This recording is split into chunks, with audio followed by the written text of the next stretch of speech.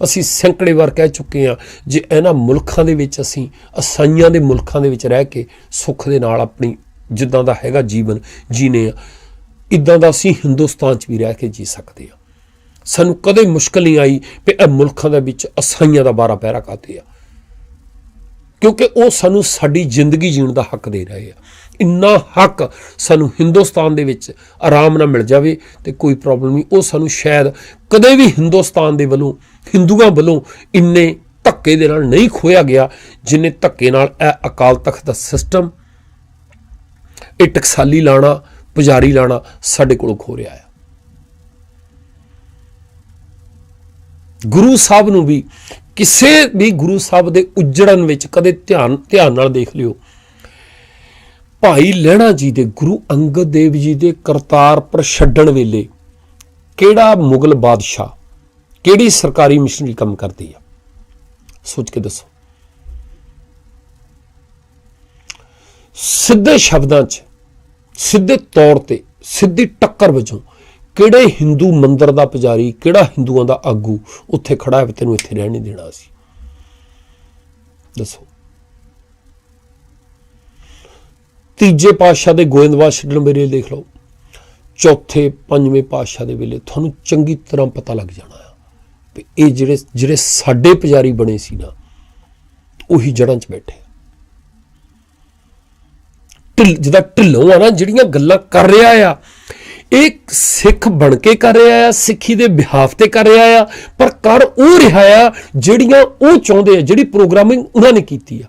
ਸ਼੍ਰੀ ਚੰਦ ਬਣ ਗੱਲਾਂ ਕਰ ਰਿਹਾ ਸੀ ਗੁਰੂ ਦਾ ਪੁੱਤਰ ਹੋ ਕੇ, ਆਪ ਗੁਰੂ ਨਾਨਕ ਦੇ ਘਰ ਦਾ ਹੋ ਕੇ, ਪਰ ਕਰ ਉਹ ਰਿਹਾ ਸੀ ਜੋ ਕੁਛ ਉਹ ਚਾਹੁੰਦੇ ਆ। ਪ੍ਰੋਗਰਾਮਿੰਗ ਜਿਹੜੀ ਆ ਸ਼੍ਰੀ ਚੰਦ ਦੇ ਦਿਮਾਗ ਦੀ, ਉਹ ਹੋ ਗਈ ਸੀ ਜੋ ਉਹ ਹਿੰਦੂ ਪੁਜਾਰੀ ਚਾਹੁੰਦਾ ਸੀ। ਆਪ ਵੀ ਉਹ ਕੰਮ ਕਰ ਰਿਹਾ ਸੀ, ਗੱਲਾਂ ਵੀ ਉਹ ਕਰ ਰਿਹਾ ਸੀ, ਔਰ ਭਾਈ ਲਹਿਣਾ ਜੀ ਨਾਲ, ਗੁਰੂ ਅੰਗਦ ਦੇਵ ਜੀ ਨਾਲ ਟੱਕਰ ਲੈਣ ਵੇਲੇ ਐਕਸ਼ਨ ਵੀ ਉਦਾਂ ਦਾ ਕੀਤਾ ਜਿੱਦਾਂ ਦਾ ਹਿੰਦੂ ਪੁਜਾਰੀ ਚਾਹੁੰਦਾ ਸੀ। ਪ੍ਰਿਥੀ ਚੰਦ ਨੇ ਜਿੰਨੇ ਕੰਮ ਕੀਤੇ ਆ, ਉਹ ਸਾਰੇ ਦੇ ਸਾਰੇ ਉਹ ਕੀਤੇ ਆ ਜਿਹੜਾ ਉਹਨਾਂ ਦਾ ਕਾਜੀ ਤੇ ਹਿੰਦੂਆਂ ਦਾ ਪੁਜਾਰੀ, ਜੋ ਉਹ ਚਾਹੁੰਦਾ ਸੀ। ਇਹ ਨਾ ਸੋਚੀਏ ਵੀ ਉਹ ਸਿੱਧਾ ਕਰਾਉਂਦੇ ਹੋਣਗੇ। ਉਹ ਸ਼ਾਇਦ ਜਿਹੜਾ ਗਦਾਰ ਹੁੰਦਾ ਨਾ, ਉਹ ਆਪਣੇ ਆਪ ਨੂੰ ਪੇਸ਼ ਕਰਦਾ ਆ, ਉਹਨੂੰ ਸਰੂਰ ਹੁੰਦਾ, ਉਹਨੂੰ ਨਸ਼ਾ ਹੁੰਦਾ, ਉਹਨੂੰ ਸਰਗੀ ਮਿਲਦੀ, ਆਪਣੇ ਆਪ 'ਚ ਹੌਸਲਾ ਮਿਲਦਾ ਆਪਣੇ ਆਪ ਨੂੰ ਪੇਸ਼ ਕਰਕੇ, ਤੇ ਸਾਰੇ ਕਾਰਜ ਪੇਸ਼ ਕਰਕੇ ਕਰਦਾ ਆ। ਬੜੀ ਸਾਡੇ ਲਈ, ਸਾਡੀ ਬਹੁਤ ਜਾਣੀ ਬਦਕਿਸਮਤੀ ਕਹਿ ਲਓ ਇਹਨੂੰ, ਠੀਕ ਆ, ਭੈੜਾ ਟਾਈਮ ਕਹਿ ਲਓ ਸਾਡੇ ਤੇ, ਵੀ ਸਾਡੇ ਸਕਾਲਰ ਜਿਹੜੇ ਆ ਉਹ ਇਸ ਪਾਸੇ ਖੜੇ ਆ, ਇਸ ਤਰੀਕੇ ਨਾਲ ਸੋਚ ਕੇ ਸਾਨੂੰ ਕਹਿ ਰਹੇ ਆ। ਕੱਲਾ ਸਵਾਲ ਇਹਦੇ ਤੇ ਇਹ ਨਹੀਂ ਹੈਗਾ ਵੀ ਅਕਾਲ ਤਖਤ ਦੀ ਇੰਸਟੀਟਿਊਸ਼ਨ ਨੂੰ ਇਸ ਤਰੀਕੇ ਨਾਲ ਪੇਸ਼ ਕਰ ਰਿਹਾ। ਗੱਲ ਸਿੱਧੀ ਜਿਹੀ ਸੀ।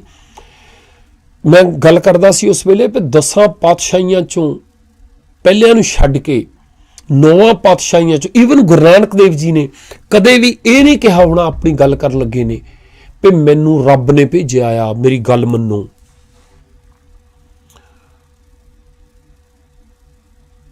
ਮੈਂ ਬਈ ਨਦੀ 'ਚ ਜਾ ਕੇ ਰੱਬ ਕੋਲ ਹੋ ਕੇ ਆਇਆ, ਮੇਰੀ ਗੱਲ ਮੰਨੋ। ਜੇ ਇੱਦਾਂ ਹੁੰਦੀ ਫਿਰ ਗੱਲ ਨਹੀਂ ਸੀ ਮੰਨਣੀ। ਫਿਰ ਉਹ ਜਿਹੜਾ ਉਸ ਵੇਲੇ ਦਾ ਹਿੰਦੂਆਂ ਦਾ ਸਿਸਟਮ ਸੀ, ਉਹਦੇ ਵਿੱਚ ਤੇ ਗੁਰੂ ਨਾਨਕ ਪਾਤਸ਼ਾਹ ਦੀਆਂ ਗੱਲਾਂ 'ਚ ਕੋਈ ਫਰਕ ਨਹੀਂ ਸੀ ਰਹਿਣਾ। ਇਹ ਤਾਂ ਹੁਣ ਜਦੋਂ ਗੁਰੂ ਨਾਨਕ ਦੇਵ ਜੀ ਦੀ ਸਾਖੀ ਆਉਂਦੀ ਆ ਤੇ ਇੱਕ ਪਾਂਡਾ ਏਦਾਂ ਬੈਠਾ ਆ ਤੇ ਉਹ ਅੱਖਾਂ ਮੀਟ ਕੇ ਉਹ ਜਿਹੜਾ ਹੈਗਾ ਆਂਟ ਛੇਤੀ ਨੱਕ ਪਕੜੇ, ਠੀਕ ਆ, ਵੀ ਉਹ ਜਿਹੜਾ ਤਿੰਨਾਂ ਲੋਕਾਂ ਦੀ ਗੱਲ ਕਰਦਾ ਵੀ ਮੈਨੂੰ ਬ੍ਰਹਮਪੁਰੀ ਦੀ ਸ਼ਿਵਪੁਰੀ ਦੀ ਆ, ਮੈਂ ਤੁਹਾਨੂੰ ਐਂ ਕਰ ਦੂੰ ਹੈ ਨਾ। ਤੇ ਇੱਕ ਉਹ ਜਿਹੜੀ ਆਉਂਦੀ ਆ ਵੀ ਜਿਹੜਾ ਚਲੀਹਾ ਕੱਟਦਾ ਸੀ, ਉਹ ਸਾਖੀਆਂ ਇਹੀ ਦੱਸਦੀਆਂ ਨਾ ਵੀ ਉਹ ਲੋਕ ਉਸ ਵੇਲੇ ਇਹ ਕਹਿ ਰਹੇ ਸੀ ਵੀ ਅਸੀਂ ਰੱਬ ਨੂੰ ਜਾਣਦੇ ਆ, ਅਸੀਂ ਉਹ ਸਿਸਟਮ ਨੂੰ ਜਾਣਦੇ, ਕੁਛ ਹੈਗਾ ਜਿਹੜਾ ਤੁਹਾਡੇ ਵੱਸ 'ਚ ਨਹੀਂ, ਸਾਨੂੰ ਪਤਾ ਆ। ਗੁਰੂ ਸਾਹਿਬ ਤੇ ਚੈਲੰਜ ਕਰ ਰਹੇ ਉਹਨੂੰ, ਤੇ ਆਪ ਕਿੱਦਾਂ ਕਹਿ ਸਕਦੇ ਸੀ ਉਹ ਗੱਲਾਂ? ਆਪ ਉਹਨੇ ਲੋਕਾਂ ਵੱਲਦਾ ਹੋ ਕੇ ਗੱਲਾਂ ਕੀਤੀਆਂ। ਭਾਈ ਲਾਲੋ ਆਪਣੇ ਪੈਰਾਂ ਤੇ ਮਲਕ ਭਾਗੋ ਦੇ ਬਰਾਬਰ ਤਾਂ ਖੜ ਸਕਿਆ ਜਦੋਂ ਉਹਦੇ ਵਰਗਾ ਹੋ ਕੇ ਗੱਲ ਕੀਤੀ ਉਹਨਾਂ ਨੇ ਵੀ ਦੇਖ ਆਪਾਂ ਯਾਰ, ਆਪਾਂ ਰੱਬ ਦੇ ਬੰਦੇ ਨਹੀਂ ਹੈਗੇ, ਘਬਰਾਉਣਾ ਕਿਉਂ ਤੂੰ? ਸਾਨੂੰ ਵੀ ਤਾਂ ਉਸ ਨਿਯਮਾਂ ਦੇ ਰਾਹੀਂ ਆਏ ਅਸੀਂ ਵੀ ਉਹਨਾਂ ਦੇ, ਜਿਹੜੇ ਰੱਬ ਦੀ ਇਹ ਗੱਲ ਕਰਦੇ ਵੀ ਆ। ਜਾਣੀ ਇੱਕ ਨੇ ਪੈਦਾ ਕੀਤਾ, ਸਾਰਾ ਕੁਛ ਇੱਕ ਤੋਂ ਹੋਇਆ ਨਾ, ਅਸੀਂ ਵੀ ਉਹ ਤੋਂ ਹੋਏ, ਫਿਰ ਇਹ ਗੁਲਾਮ ਕਿਉਂ ਆ? ਤਾਂ ਤਾਕਤ ਫੜੀ ਆ ਉਹਨਾਂ ਨੇ ਜੇ ਇਹ ਕਹਿੰਦੇ ਵੀ मैं उत्ते आया फिर नहीं सुननी किसी की गल। ਤੇ ਬਾਕੀ 9 ਪਾਤਸ਼ਾਹੀਆਂ ਨੇ ਕਦੇ ਨਹੀਂ ਇਹ ਗੱਲ ਕਹੀ ਹੋਊਗੀ। ਅੱਜ ਜਥੇਦਾਰ ਨੂੰ ਇਹਨਾਂ ਨੂੰ ਕਾਤੇ ਕਹਿਣੀ ਪੈਂਦੀ ਹੈ ਕਿ ਅਸੀਂ ਗੁਰੂ ਗੋਬਿੰਦ ਸਿੰਘ ਤੋਂ ਚੱਲੇ ਹੋ। ਜੇ ਟਕਸਾਲ ਦੀ ਵੀ ਗੱਲ ਚੱਲਦੀ ਆ, ਇਹ ਫੈਸਲਾ ਤਾਂ ਕਰ ਲੈਣ ਵੀ ਭਿੰਡਰਾਂ ਵਾਲਾ ਜਿਹੜਾ ਬਾਬਾ ਦੀਪ ਸਿੰਘ ਵਾਲਾ ਰਾਹ ਆ, ਜਿਹੜਾ ਗੁਰੂ ਗੋਬਿੰਦ ਸਿੰਘ ਤੋਂ ਚੱਲੀ ਹੋਈ ਟਕਸਾਲ ਦਾ ਰਾਹ ਆ, ਉਹ ਭਿੰਡਰਾਂ ਵਾਲਾ ਆ ਜਾਂ ਧੁੰਮੇ ਵਾਲਾ ਆ। ਇੱਕ ਚੁਣ ਲੈਣ, ਫਿਰ ਦਾਵਾ ਕਰਨੇ ਵੀ ਟਕਸਾਲ ਪਿੰਡ ਉਥੋਂ ਬਾਬਾ ਦੀਪ ਸਿੰਘ ਗੁਰੂ ਗੋਬਿੰਦ ਸਿੰਘ ਤੋਂ ਚੱਲੀ। ਜੇ ਭਿੰਡਰਾਂ ਵਾਲਾ ਆ ਤੇ ਹਰਨਾਮ ਸਿੰਘ ਧੁੰਮੇ ਨੇ ਉਹ ਰਾਹ ਕਿਉਂ ਨਹੀਂ ਫੜਿਆ? ਜੇ ਗੁਰੂ ਗੋਬਿੰਦ ਸਿੰਘ ਨੇ ਟਕਸਾਲ ਉਹ ਚਲਾਈ ਆ, ਜਿਹੜੇ ਧੁੰਮਾ ਕੰਮ ਕਰਦਾ ਉਹ ਆ, ਤੇ ਫਿਰ ਭਿੰਡਰਾਂ ਵਾਲਾ ਬਾਦਲਾਂ ਨੂੰ ਕਿਉਂ ਭੰਡਦਾ ਰਿਹਾ? ਉਹਨੇ ਹਥਿਆਰ ਚੱਕਣ ਨੂੰ ਕਿਉਂ ਕਿਹਾ? ਉਹ ਤਾਂ ਆਪੇ ਨਹੀਂ ਫੈਸਲਾ ਕਰ ਪਾ ਰਹੇ। ਜਥੇਦਾਰਾਂ ਨੂੰ ਵੀ ਇਹ ਗੱਲ ਬਾਰ-ਬਾਰ ਕਿਉਂ ਕਹਿਣੀ ਪੈਂਦੀ ਆ ਕਿ ਗੁਰੂ ਸਾਹਿਬ ਦਾ ਬਣਾਇਆ ਹੋਇਆ ਅਕਾਲ ਤਖਤ ਆ, ਛੇਵੇਂ ਪਾਤਸ਼ਾਹ ਨੇ ਥਾਪਿਆ, ਅਕਾਲੀ ਫੂਲਾ ਸਿੰਘ ਏਦਾਂ ਹੋਇਆ। ਨਹੀਂ, ਤੂੰ ਆਪਣੀ ਗੱਲ ਕਹਿ, ਤਾਂ ਗੱਲ ਤਾਂ ਸਿੱਧੀ ਜਿਹੀ ਸੀ ਵੀ ਭਾਈ 10 ਪਾਤਸ਼ਾਹੀਆਂ ਤੋਂ ਬਾਅਦ ਜਿਹੜਾ ਰਾਹ ਦਿੱਤਾ ਸੀ ਸਾਨੂੰ, ਉਹਦੇ 'ਚ ਕੌਮ ਇਕੱਠੀ ਹੋ ਕੇ, ਪੰਥ ਇਕੱਠਾ ਹੋ ਕੇ ਆਗੂ ਚੁਣਦਾ ਰਿਹਾ। ਅੱਜ ਸਾਡਾ ਵਿਧਾਨ ਇਹ ਆ, ਸਾਰੇ ਸਿੱਖਾਂ ਨੂੰ ਬੇਨਤੀ ਆ, ਮੈਂਬਰ ਬਣੋ।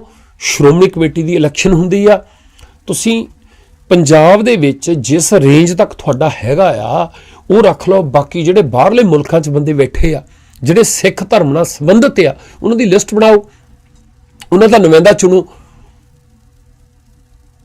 ਉਹਨੂੰ ਸੈਕਟਰਾਂ ਦੇ ਵਿੱਚ ਵੰਡੋ। ਹਰੇਕ 50,000 ਬੰਦੇ ਪਿੱਛੇ ਇੱਕ ਨੁਮਾਇੰਦਾ ਲਾਓ ਤੁਸੀਂ।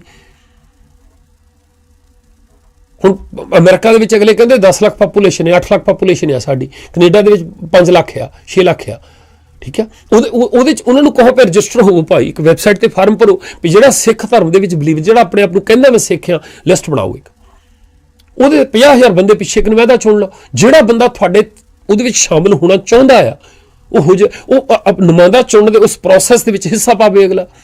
ਉਹ ਨੁਮਾਇੰਦੇ ਜਾ ਕੇ ਉੱਥੇ ਬੈਠਣ, ਉਹ ਕਹਿਣ ਵੀ ਭਾਈ ਅਸੀਂ ਚੁਣ ਲਿਆ। ਤੇ ਚੁਣ ਕੇ ਤੁਸੀਂ ਇਹ ਨਾ ਕਹੋ ਵੀ ਗੁਰੂ ਸਾਹਿਬ ਨੇ ਚਲਾਇਆ, ਗੁਰੂ ਸਾਹਿਬ ਨੇ ਕੀਤਾ। ਤੁਸੀਂ ਇਹ ਕਹੋ ਵੀ ਅੱਜ ਫੈਸਲਾ ਕੀਤਾ ਗਿਆ, ਇਹ ਆਗੂ ਆ, ਇਹ ਕਰੇ ਫੈਸਲਾ। ਉਹਦੇ ਤੇ ਜਿਹੜਾ ਆਬਜੈਕਸ਼ਨ ਹੋਵੇ ਅਗਲਾ ਲਾ ਦੇਵੇ, ਬਸ ਸਿੱਧੀ ਗੱਲ ਆ। ਇਹਨੂੰ ਤੁਸੀਂ ਪਵਿੱਤਰ ਬਿਲਡਿੰਗ ਕਹਿ ਕੇ, ਗੁਰੂ ਸਾਹਿਬ ਤੋਂ ਬਣਾਈ ਹੋਈ ਕਹਿ ਕੇ, ਕਿਉਂ ਕੀ ਲੋੜ ਆ ਸਾਨੂੰ ਕਰਨੇ ਦੀ? ਕੌਮਾਂ ਦੇ ਫੈਸਲੇ ਹੁੰਦੇ ਆ। ਹੁਣ ਈਸਾਈਆਂ ਦਾ ਜਿਹੜਾ ਸਾਰਾ ਕੁਛ ਹੈ ਉਹ ਜੀਸਸ ਨੇ ਬਣਾਇਆ ਕਿਤੇ ਉਸ ਵੇਲੇ ਦਾ।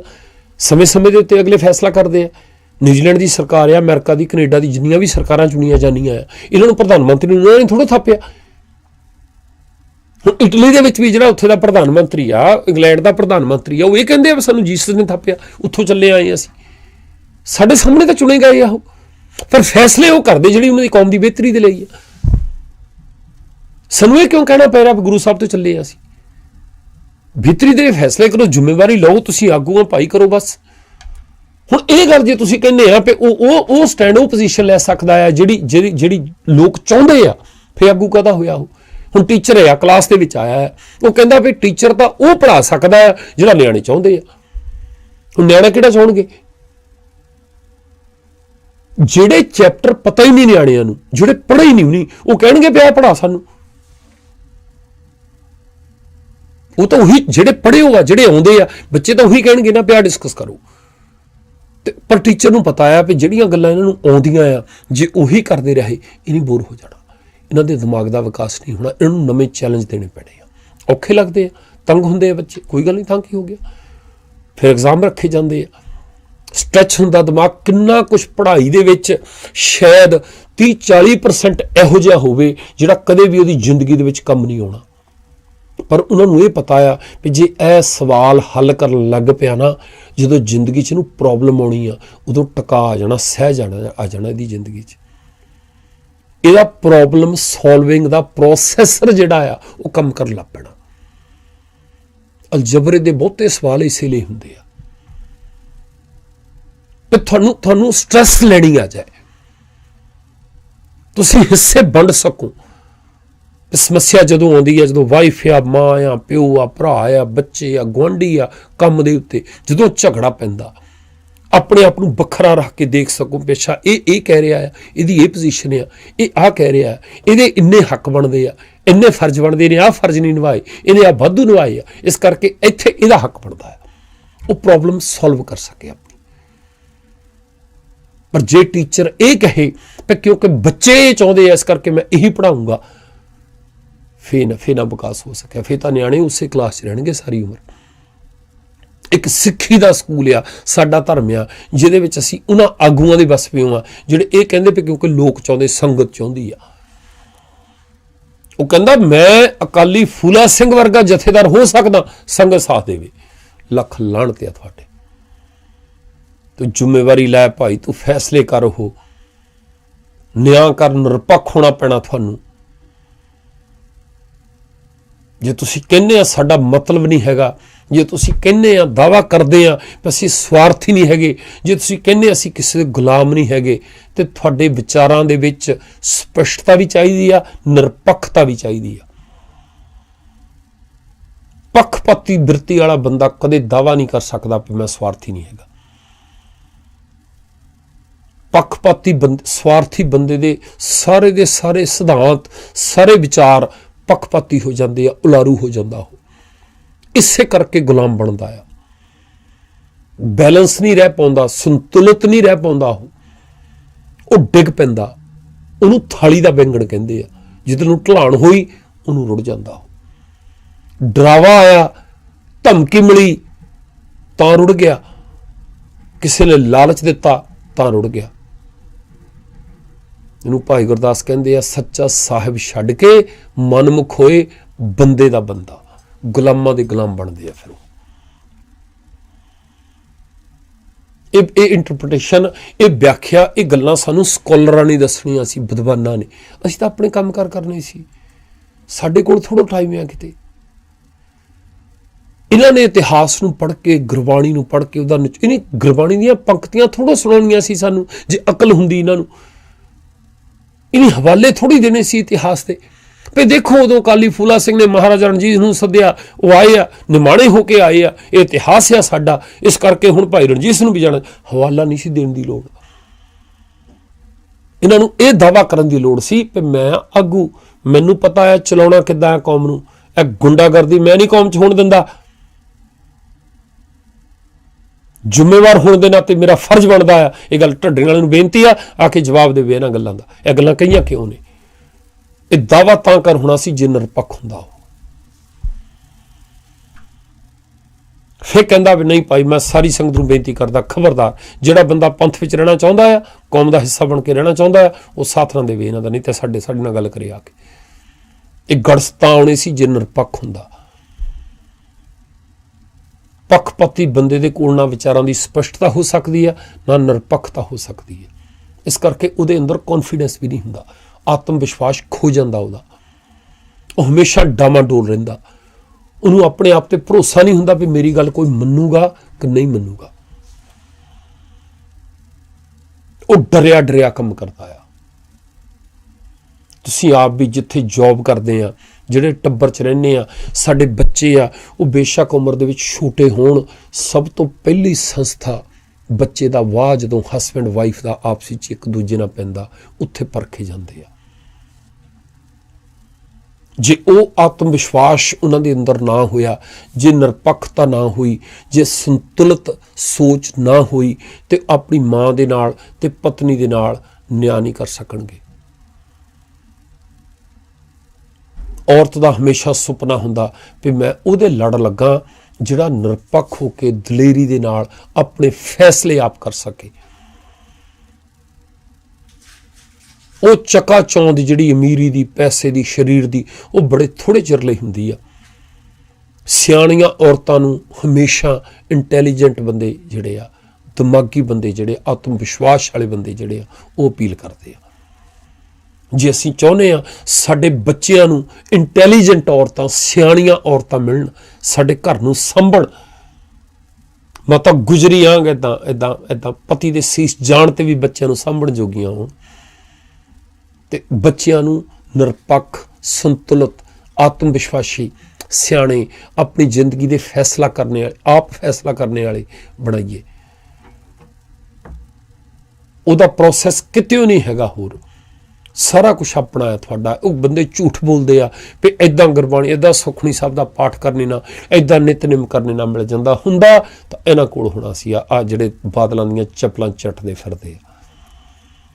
ਇਹਨਾਂ ਭਾਠੜਿਆਂ ਨੂੰ ਕੋਈ ਵੀ ਬੰਦਾ ਜਿੱਦਾਂ ਗਲੀ ਦੇ ਵਿੱਚ ਅਵਾਰਾ ਫਿਰਦੇ ਹੁੰਦੇ ਨਾ, ਕਿਸੇ ਨੇ ਬੁਰਕੀ, ਕਈ ਪਸ਼ੂ ਹੁੰਦੇ ਨਾ ਇੱਦਾਂ ਲੋਕਾਂ ਘਰਾਂ ਦੇ ਵਿੱਚ, ਕਈ ਬੱਕਰੀਆਂ ਇੱਦਾਂ ਦੀਆਂ ਹੁੰਦੀਆਂ, ਕੋਈ ਵੀ ਇੱਦਾਂ ਪੱਠਿਆਂ ਦੀ ਮੁੱਠ ਦਿਖਾ ਕੇ ਉਹ ਰੱਸੇ ਦੇ ਵਿੱਚੋਂ ਬੱਕਰੀ ਨੂੰ ਸੰਗਲ ਨਹੀਂ ਪੈਂਦੇ ਹੁੰਦੇ, ਉਹ ਰੱਸੇ 'ਚੋਂ ਗਲਾ ਹੀ ਕੱਢ ਲੈਣੀ ਆ ਆਪਣਾ।